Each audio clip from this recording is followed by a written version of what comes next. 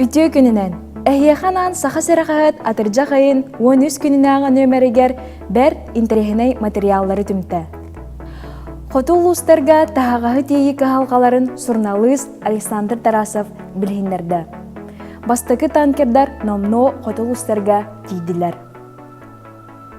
Әдеркен кыз Наталья Хан қоту ұлыстарға тейен нехелене тейін әмтән абырыр. Кені әтәрінен онно Киргизияттан, оны Өзбекистантан кәлін сүстүү тәйінчіні өлірін бараллары бит. Наталья сақатчыта тоғы итиччәлі қаннаска тиен үлеләбетін модаргыр. Оны қотул ұстарға сақа чулу итчаты тиен үлелерігер үңірар. Кинелин Надежда Егорова көпсетті.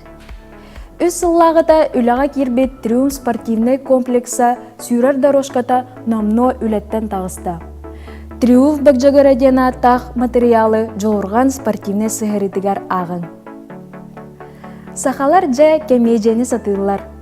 Детсад аяр бөліқ үс күн сирге, онна режиссер Валентина Степанова «Охота на принца» ден кинелері жакускайга устасылжалар. Бұ тұғынан сихили әдір саз итчаккан аллақ сығырытығар ағын. Күнді ағатшылар бұд. Сонына сойбат кехилақ саға сірақағыт сарсыңын өмірін көтітімәң.